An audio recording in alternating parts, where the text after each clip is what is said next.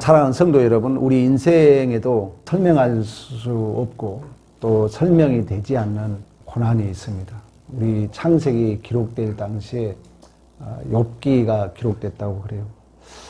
나는 정직하게 살았는데 손해를 보고 또 선하게 살았는데 오해를 받을 때가 있습니다. 또 하나님을 믿고 따랐는데도 현실은 긴 터널처럼 어두울 때가 있습니다. 그때 우리는 이러한 질문을 할 수 있어요. 하나님 지금도 나의 현실 속에 일하고 계시는가? 이런 질문을 가질 수 있죠. 오늘 성경은 바로 그러한 질문에 대한 하나님의 대답입니다.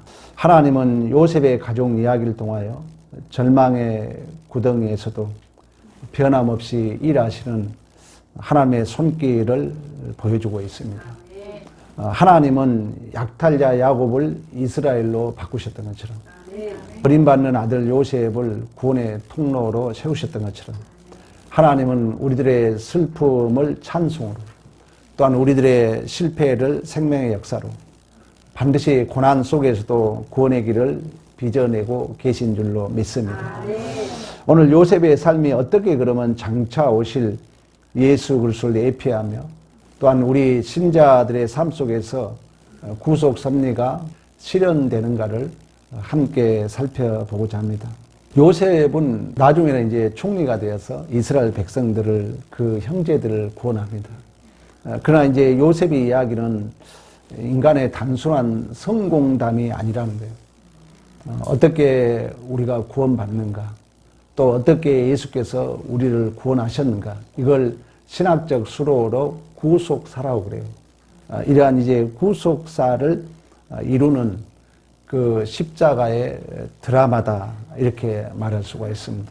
그러면 그 드라마가 연결되려면 삶의 현장에 있어야 되잖아요. 그래서 1절에 보면은 야곱이 가나안 땅, 그리고 그의 아버지가 거류하던 땅에 거주하였다. 이 말은 단순한 어떤 지리적 설명이 아니라 하나님께서 약속의 땅에서 언약의 씨를 이어가는 그 섭리의 무대, 또한 우리의 삶으로 적용하자면 모든 우리의 삶의 현장은 하나님의 구속 섭리가 실현되는 현장인 줄로 믿습니다. 또 2절에 요셉이 17세 소년이었다 그래요. 그러니까 굳이 이러한 어린 그 나이를 기록하고 있는 것은 아직은 미성숙했지만, 우리의 신앙의 의미와 아직에 대한 얘기를 했잖아요. 미성숙했지만 이미 하나님의 손에서 구속의 역사를 예표하는 주인공으로 사용되고 있다는 것을 성경은 이렇게 예시하고 있다는 거예요. 또 그뿐만 아니라 3절에 여러 아들들보다 그를 더 사랑함으로, 4절에 보면 그의 형들이 그를 미워하여 그들에게 편하게 말할 수 없었더라 얘기를 해요. 그러니까 아버지의 특별한 사랑은 동시에 형제들로 인하여 미움과 시기를 받게 되었고, 이런 모습들은 우리 예수님께서 이 땅에 오셨을 때 자기 땅에 오심에 자기 백성이 영접하지 아니했다, 이러한 예수 그리스도를 예표하는 거예요. 그러니까 야곱은 우리의 성화의 모습을 예표한다 그랬어요. 우리가 어떻게 성장하는가를 예표하고 있고, 요셉은 흔히들 영화의 모습을 예표한다 그래요. 그 말은 뭐냐면은 철저하게 이제 요셉의 모습 속에는 예수 그리스도의 모습을 드러내고 있다는 거예요. 우리도 그런 이중 구조가 있죠. 여러분들이 야곱의 삶같이 야곱에서 이스라엘로 변하는 그런 성화의 과정 속에서 또다시 우리 삶의 존재와 인생 속에서는 길이요 진리요 생명 대신 예수가 증언되는 삶을 살게 된 줄로 믿습니다. 이처럼 예수의 그 예표적 삶으로서 그는 형제들에게 미움을 당하고 또 시기를 당하고 고난을 당하지만 그럼에도 3절에 또 어떤 얘기를 하냐면은 그를 위하여 채석 옷을 지었다 그래요. 그러니까 요셉은 여전히 그 언약의 주인공으로 형제들에게 미움은 받고 있지만은 이제 상속자의 그 표식을 받았음을 우리에게 보여주고 있죠. 그러므로 하나님은 요셉의 꿈을 계시하여서 이스라엘 민족의 구속사를 미리 새겨 놓았던 것입니다. 그래서 오늘 5절, 6절에 보면은 요셉이 꿈을 꿔요. 꿈을 꿨는데 곡식단이 이렇게 묶여져 있는데 딱 일어선 거예요. 근데 요셉의 곡식단에 형제들의 곡식단이 딱 둘러앉아서 요셉에게 이렇게 절하는 그런 꿈을 꾼 거예요. 또 꿈을 꿨더니 해와 달과 11별. 그러니까 이스라엘 후손들은 12명이었잖아요. 그러니까 요셉이 딱 자신을 어떻게 보면 지칭하잖아요. 11별이 자기에게 절한 그런 꿈을 꾼 거예요. 근데 그 말을 듣고 형제들은 시기하고 또 질투했지만 11절에 그 얘기해요. 그의 아버지는 그의 말을 간직해 두었더라. 그러니까 요셉의 꿈속에서는 그 피조 세계가 예수 그리스도의 통치 아래 이제 굴복하게 될 그 하나님 나라의 완성을 이제 계시하는 꿈을 꿨음을 우리에게 보여주고 있습니다. 그뿐만 아니라 이제 보냄을 받은 이 요셉은 그 꿈 때문에 구덩이에 던져지고 채색 옷은 벗겨지고 은 20개의 팔림을 당합니다. 그리고 요셉은 그러한 구속사의 무대에서 요셉은 어떻게 보면 예수를 또다시 재현해야 할 주인공이기 때문에 그 아버지의 부르심 앞에 아버지가 형제들이 양치로 갔는데 안 들어오니까 그 형제를 한번 어디 있는지 찾아보라고 요셉을 보내거든요. 그때 13절에 보면은 요셉이 즉시 내가 그러하겠나이다 이렇게 순종을 합니다. 그리고 이제 요셉은 그 형제들을 찾아서 세겜에서 도단까지 그 형제들을 찾아놨어요. 그러니까 여전히 요셉은 누구의 모습을 예시한다고요? 예수 그리스도의 모습을 예시한다고요. 우리 예수님께서도 이 땅에 왔잖아요. 근데 그 누가복음 19장 10절에 보면 인자가 온 것은 잃어버린 자를 찾아 구원하게 하려 하시고 말씀했던 것처럼 이 요셉이 형제들을 찾아 나서는 모습은 예수님께서 그 잃어버린 죄인들을 찾아오신 그 발자취와 같음을 우리에게 보여주고 있습니다. 그러나 그 형들은 그러한 요셉의 마음을 몰라요. 예수님이 이 땅에 오셨을 때 자기 백성들이 그 예수를 싫어했다고 말씀했던 것처럼. 그래서 18절에 보면 멀리서 요셉을 보고 꿈꾸는 자가 오는 듯 하면서 그를 죽이려고 꾀를 꾸밉니다. 그리고 결국 요셉은 구덩이에 던져지고 그 채색 옷이 벗겨집니다. 여러분 이러한 모습도 그대로 성경에 말씀하고 있잖아요. 진짜 우리 구속의 주인공 되신 예수 그리스도께서 이 땅에 오셨지만 자기 백성들에게 미움을 받고 또 옷벗김을 당하잖아요.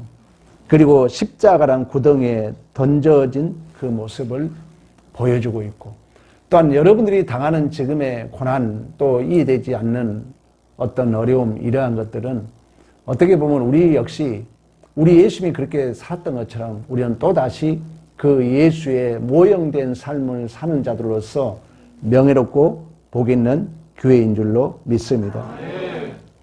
그런 위기 속에서 이제 루벤이 그의 생명은 해치지 말라고 그래요. 21절에 그러잖아요.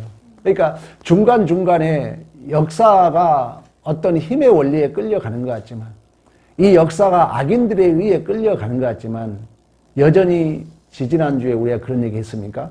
역사와 시간의 주인은 하나님이라는 거예요. 그래서 이 큰형 장자 루벤은 요셉을 죽이지 않고 어떻게 해서든지 아버지에게 돌려보내고 싶은 마음이 있는 거예요.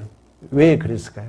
제 생각인데 이 12아들 중에 가장 먼저 죄를 범한 자가 누구였어요? 루벤이었잖아요. 아버지의 첩과 동침했잖아요. 우리가 어떤 그런 사연이 있는 사람들은 그런 또 다른 그 사연에 직면했을 때 뭔가 다른 이야기를 할 수 있잖아요. 물론 이제 루벤은 아버지 첩을과 동침해가지고 장자의 축복권을 빼앗깁니다. 그러나 루벤은 그런 아픔이 있었기 때문에 또다시 이 요셉을 죽이고 또 요셉을 팔고 그런 어떤 형제들의 그 죄악에 동조할 수 없었지 않은가 저는 이렇게 생각을 하고 또 하나님의 주권적 역사로 본다면은 조금 전에 얘기했던 것처럼 여전히 역사의 주인은 하나님이랍니다. 그러면 예수님께서 십자가에 죽으심도 엄밀히 말하면 우리 복음서에 보면은 수없이 유대인들이 예수를 잡으려고 하지만 뭐가 이르지 않았다고 그래요? 아버지 때가 이르지 않았다 그래요. 그렇다면 여러분의 존재와 인생도 마찬가지예요. 내가 보기에는 불편하고 내가 보기에는 이해되지 않는 고난을 당하고 바르게 살고 예수를 잘 믿었음에도 불구하고 왜 이러한 긴긴 터널이 있는가 이러한 질문을 가질 수가 있어요. 그러나 여전히 역사의 주인은 하나님이시고 시간의 통치자도 하나님이신 줄로 믿습니다. 이처럼 요셉은 이제 이방인 손에 넘겨져서 애굽으로 내려가요. 다시 말하면 형제들은 그걸 모르기 때문에 결국 요셉을 그 구덩이에 이제 던지죠. 근데 때마치 이집트로 가는 장사꾼들을 만나가지고 요셉을 은 20개 팔아버립니다. 그래서 요셉은 이렇게 이방인 손에 넘겨져서 애굽으로 내려가요. 그러나 하나님은 나중에 보면 요셉을 애굽에 뭘로 세워요? 총리로 세워요. 그걸 시편은 뭐라 하냐면 말씀이 응할 때까지 말씀이 그를 단련했다 그래요. 그리고 나서 훗날에 그 형제들이 가난해서 흉년이 들어서 먹을 것이 없을 때 그 형제들을 구원합니다. 이 모습도 마찬가지로 우리 예수님께서 높고 높은 보좌를 버리시고 성육신하여 우리를 구원하신 그 구속사를 그대로 예표하고 있다는 거예요. 그러니까 여러분들이 우리가 살아가면서 형제들 때문에 고난을 당하고 또 우리가 공동체에서 이해되지 않는 손해를 보고 억울한 일을 당하고 그걸 내가 다 반가품을 하면 그 공로는 없어지죠. 그때 참고 견디고 있다면 여러분 역시 여전히 예수 그리스도를 모형된 삶을 살고 있는 자로서의 복인 줄로 믿습니다. 이처럼 하나님의 섭리는 인간의 죄보다도 깊고 인간의 계획보다도 크기 때문에 인간의 죄악마저도 이용하여서 부르심에 합당한 자, 하나님을 사랑하는 자, 모든 것이 협력하여 선을 이루신 줄로 믿습니다. 즉 요셉의 이야기는 이처럼 인간의 비극으로 시작되었지만 하나님의 구속사는 언제나 어둠 속에서 빛을 발한다는 거예요.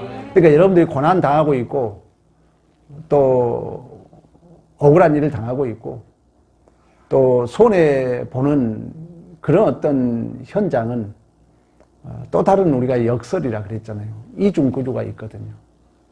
우리가 이걸 믿어야 돼요. 하나님은 그 속에서 무엇인가 하나님의 구속의 경륜을 이루고 있다는 거예요. 그래서 이제 아까 루벤은 요셉을 어쨌든 죽이지 않고 아버지에게 돌려보내려고 그랬는데 그 형제들이 결국 요셉을 팔아 넘겨버린 거예요. 그래서 이제 루벤이 돌아왔는데 그 동생이 없는 거예요. 그래서 29절, 30절 그런 얘기를 해요. 아이가 없도다. 나는 어디로 갈까 하면서 자기 옷을 찢으며 절규합니다. 이 죄는 피할 길이 없다는 거예요. 죄는 숨을 데가 없다는 거예요. 죄는 갈 데가 없어요. 오직 예수 그리스도밖에 없는 줄로 믿습니다. 결국 이제 요셉의 미디안 상인들에게 의해서 팔려서 애굽으로 이제 갑니다. 그리고 그 형제들은 어떤 모사를 꾸미냐면은, 야, 꿈쟁이 요셉을 죽었다고 하자.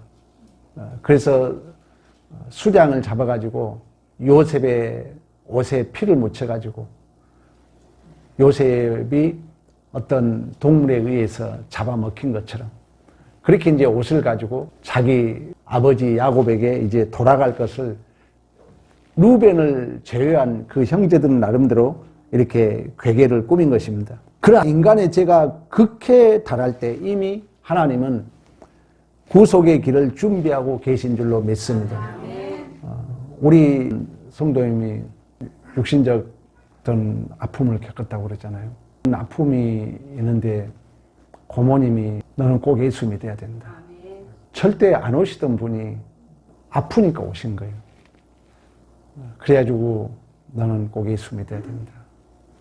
우리의 삶이 여러분들 몰라서 그렇지 하나님이 이처럼 이 택함 받은 백성들은 진짜 절망 가운데 정말 이해되지 않고 믿어지지 않고 왜 내가 이러한 어려운 일을 겪고 왜 내가 이러한 누명을 써야 되는가, 그런 위기 속에 역전의 드라마, 반전, 야곱이 험악한 세월을 살아온 만큼이나 내 삶이 너희 선조들보다도 은혜다, 이렇게 고백했던 것처럼 여러분들이 믿음을 가지고 있는 한,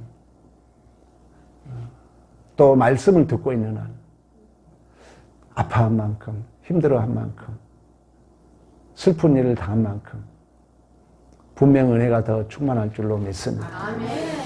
어느 날 TV를 보는데 소름 돋지가 나왔더라고요. 근데 그분이 그렇게 무명 시절을 겪을 때 히트 친 거 뭐가 있어요? 잃어버린 30년. 우리의 어떤 구속의 경륜과 좀 비교해 볼 수 있잖아요.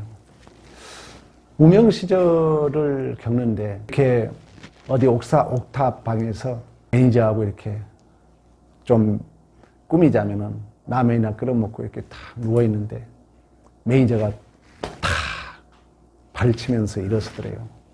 저거다. 그때 이제 여의도에 수많은 이상 가족들이 울고 아파하고 힘들어하는 그 모습을 보면서 저거다. 그때 잃어버린 30년 그 곡을 써가지고 그 절망과 그 무명 시절을 한 방에 날렸다고 이야기를 하더라고요. 세상 사람도 그러는데 우리의 삶도 마찬가지. 여러분들이 이해되지 않는 일, 왜 내가 이런 고난을 당하고 있을까? 왜 나는 정직하고 진실하게 살아왔는데 이런 억울한 일을 당하고 있을까? 분명히 하나님은 그 속에서 뭔가 구속의 역사를 지금 이루고 계신 줄로 믿습니다. 그래서 요셉의 형제들은 거짓으로 이제 피를 묻은 옷을 아버지께 가져가요. 그래서 뭐라냐면 32절, 우리가 이것을 발견했습니다. 아버지, 아들의 옷인가 보세요. 팔아먹고 나서 동물의 피를 발라가지고 이제 맹수에 요셉이 물려 죽인 것처럼 이렇게 거짓말을 하는 거예요. 그러나 하나님은 그런 거짓말조차도 하나님의 섭리 안에서는 이용하신 줄로 믿습니다. 거짓말에서 구원받은 사람 누가 기억나요? 그렇죠. 기생낫 그렇잖아요. 그래서 내가 항상 하나님을 바라보는 경향이 중요하다. 하나님을 바라보는 지향성이 중요하다. 거짓말 하라는 게 아니에요, 여러분. 그러나 여러분들이 부득불 우리가 그럴 수 있잖아요. 교회 일하면서 남편을 속일 수 있잖아요. 또 아내를 이렇게 속일 수 있잖아요. 그렇다 해서 막 악의적으로 속인 게 아니라, 그러나 내 중심이 누구를 향하면? 하나님 향하면 하나님이 책임진다는 거예요. 하나님이 복되게 인도하실 줄로 믿습니다. 결국 아버지 야곱은 그 아들의 옷을 알아보고 옷을 찢고 굵은 베옷을 두르고 35절에 그 얘기를 합니다. 내가 슬퍼하며 수월로 내려가 아들에게 가리라. 아들을 잃어버린 그 슬픔은 뭐 이루 말할 수가 없죠. 옛말에 그러잖아요. 아들이 죽으면 가슴에 묻고 부모가 죽으면 땅에 묻는다는 얘기가 있는 것처럼 이러한 비통한 모습은 또다시 요셉의 삶은 예수 그리스도를 또 구속의 경륜을 보여주고 있는 것처럼 일찍이 독생자 예수를 이 땅에 보내시고 진실로 아파하는 그 아버지 하나님 마음을 우리에게 보여주고 있는 줄로 믿습니다. 결국 요셉이 옷이 찢기고 피에 젖은 그 장면은 하나님이 독생자를 내어주실 구속의 길을 비추고 계신다는 거예요. 그러니까 우리가 이제 영화의 삶이라는 것은 그 이중 구조가 있어요. 칭의와 성화와 영화, 이것은 사실 우리가 보기에는 서술형으로 말하지만 엄밀히 말하면 시간은 하나라 그랬잖아요. 그러니까 때로는 여러분들이 야곱처럼 험악한 세월 속에 이스라엘로 변해가지만 또 우리의 삶 속에서는 예수 그리스도를 예표한 삶을 살아야 된다는 거예요.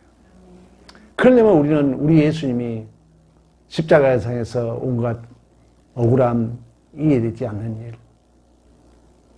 또 애매히 당하는 고난, 그때 바로 예수를 드러낼 수 있는 명예롭고 복 있는 교회인 줄로 믿습니다. 이처럼 구속 섭리가 실현되는 무대 위에 여러분의 모든 삶의 현장에 이러한 하나님이 누구신가를 증언해야 할, 예수가 누구인가를 증언해야 할 자를 우리가 보냄을 받았다는 거예요.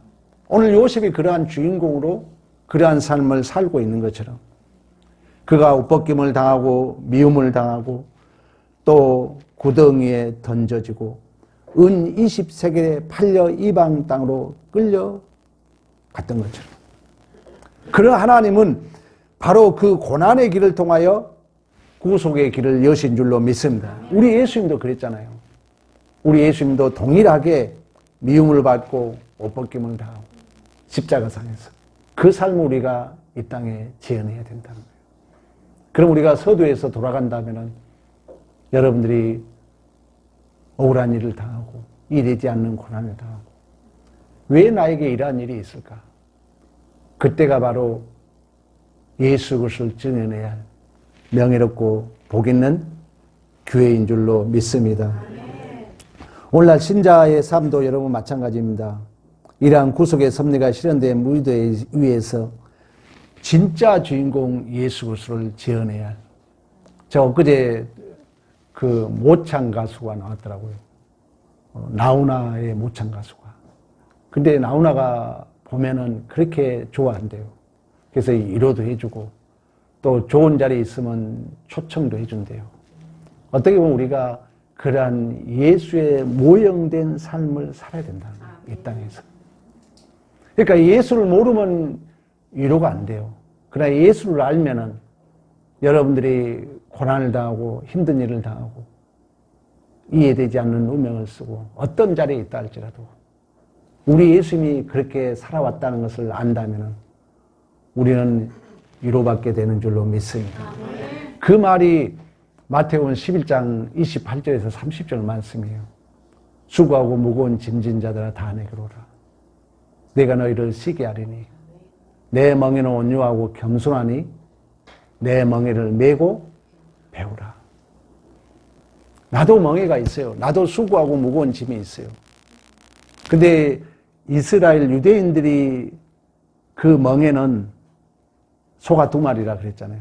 그러면 우리 주님도 멍에가 메고 있고 나도 멍에를 메고 있고 우리 주님이 먼저 진짜 멍에를 맨 거죠. 우리 주님이 십자가상에서 나가 이제 그 멍에를 베고 배우는 거예요. 내가. 그러면 나에게 수고하고 무거운 짐이 있지만 그 짐이 없어진 게 아니라 내 마음의 쉼을 얻게 되는 줄로 믿습니다. 여러분, 이러한 무대에서 하나님은 요셉을 주인공으로 부르시고 모든 것이 협력하여 선으로 영광과 찬송을 바꾸신 줄로 믿습니다. 사랑하는 성도 여러분, 우리의 인생의 여정에도 절망의 구덩이가 있을 수가 있습니다. 억울한 자리, 버림받는 자리, 이해되지 않는 자리. 그러나 바로 그 자리가 하나님의 구원을 실현해야 할 무대인 줄로 믿습니다.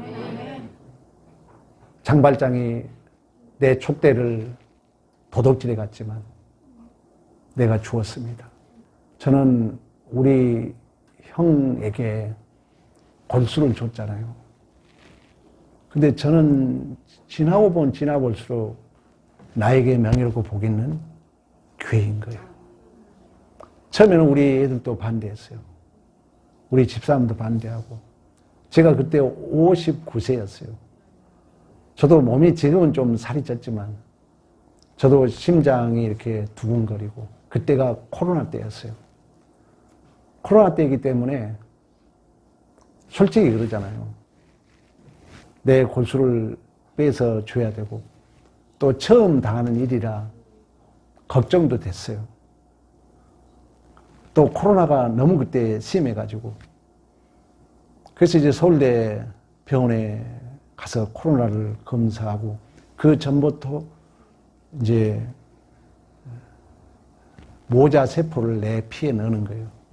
근데 그때는 저는 우리 가족이 반대했지만 저는 오케이 했던 것이 제가 그런 설교를 하고 있었거든요. 모든 게 명예롭고 복 있는 교회다. 그러니까 내가 줘야 되잖아요. 근데 우리 가족이 9남매예요. 근데 60세가 넘으면 하면 안 돼요. 몸이 이제 어려워지니까. 근데 내가 59세에 걸리면 59세. 그러면 하나님이 나에게 기회를 준 거 아닙니까? 그리고 9남매가 있고 그 자식들도 많은데 피검사했더니 나만 맞은 거예요. 그러면 이거 하나님의 선택한 거 아닙니까? 그래서 이것은 명예롭고 복 있는 교회다 저는 받아들인 거예요. 그리고 아닌 게 아니라 이제 서울대 병원에 가서 일주일 동안 입원하면서 4시간씩 주사기를 큰 걸 양쪽 이렇게 박아놓고 자면 안 돼요.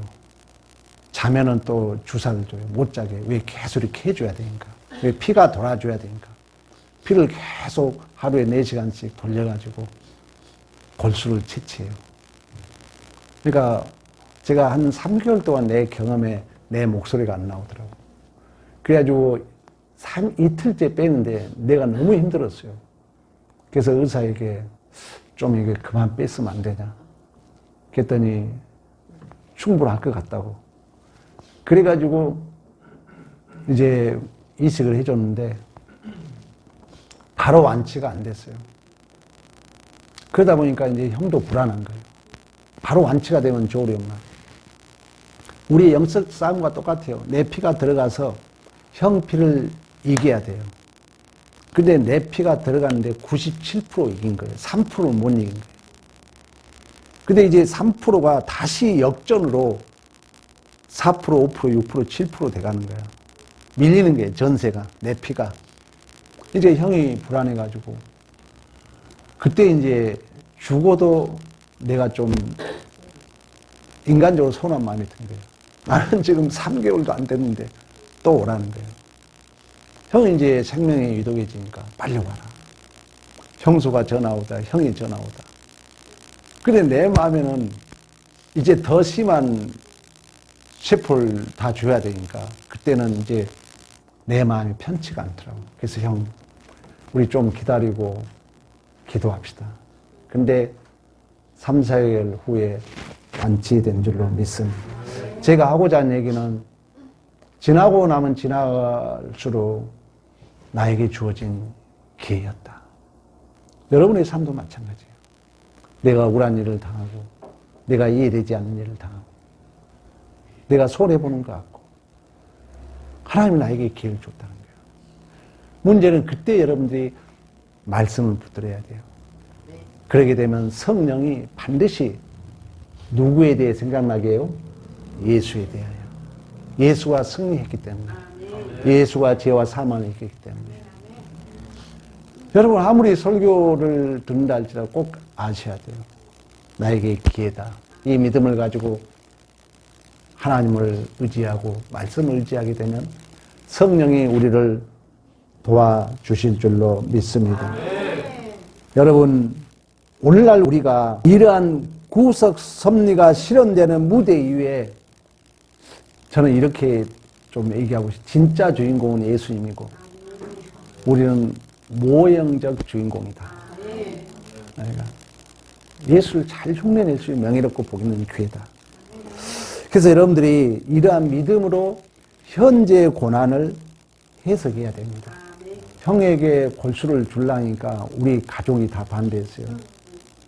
근데 믿음으로 해석해야 된다는 거예요. 이 일은 우연이 아니라 하나님의 섭리다. 하나님의 뭔가 뜻이 있다. 이런 믿음으로 해석을 하게 되면 성령이 반드시 도와주실 줄로 믿습니다. 그리고 그러한 이제 일이 있을 때 여러분들이 순종으로 나아가야 됩니다. 요셉이 아버지가 불러요. 야, 너 형들 좀 가서 돌아보고 와라. 그때 요셉이 즉시 순종했던 것처럼 여러분 기적은 순종의 결과입니다. 반드시 우리는 순종했을 때 하나님께서는 축복의 문을 여실 줄로 믿습니다. 또 한 가지는 여러분 다른 이의 죄를 믿음으로 용서해야 됩니다. 우리 주기도문을 매일같이 외우잖아요. 하나님께서 우리를 용서했던 것처럼 우리가 용서해야 돼요. 우리는 천국 열쇠를 가진 자들이에요. 목회자로서 그런 얘기를 하고 싶어요. 여러분 마음에 아직도 용서하지 못한 자가 있다면 물론 인간적으로는 좀 그럴 수 있어요. 그러나 우리 주님을 바라본다면 여러분 다 용서해야 돼요. 어떤 사람도 용서하게 되면 누가 자유를 누립니까? 내가 자유를 누리는 거예요. 천국 열쇠를 줬다 그랬잖아요. 내가 땅에서 딱 매이면 하늘에서 안 풀리는 거예요. 그러나 내가 땅에서 풀면 하늘에서 풀릴 줄로 믿습니다. 여러분들이 용서해야 된다는 거죠.